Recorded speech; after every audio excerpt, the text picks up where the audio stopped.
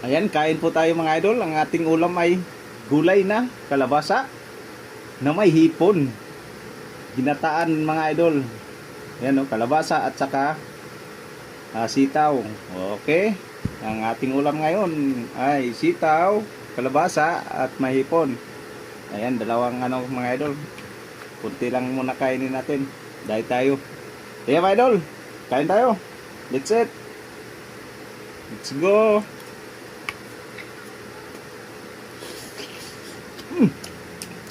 Ay, init pa pala. Umusok pa. Okay. Sirahin natin ang hipon. Oh. Umusok-usok pa oh. Ah.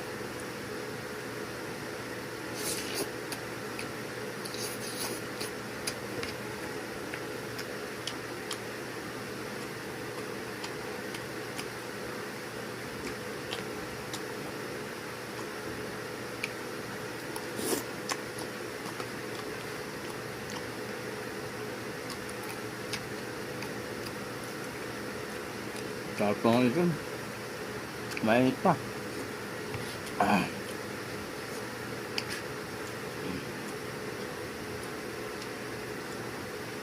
Sarap no?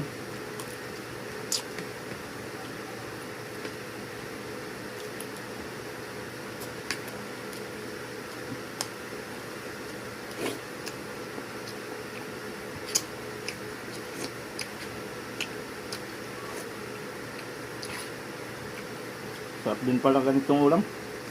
Gulay.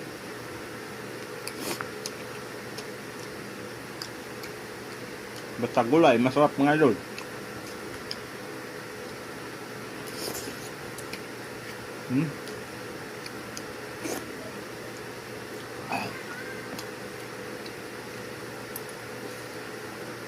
Tanggal talaga agot mo nito.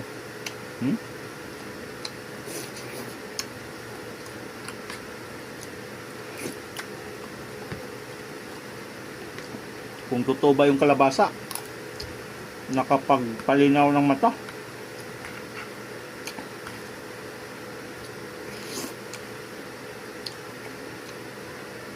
Kung totoo yun, lagi na lang kalabasa ulam ko mga idol.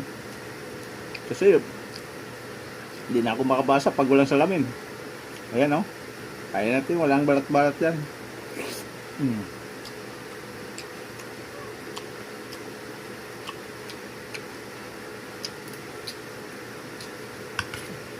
Hirap na magbasa.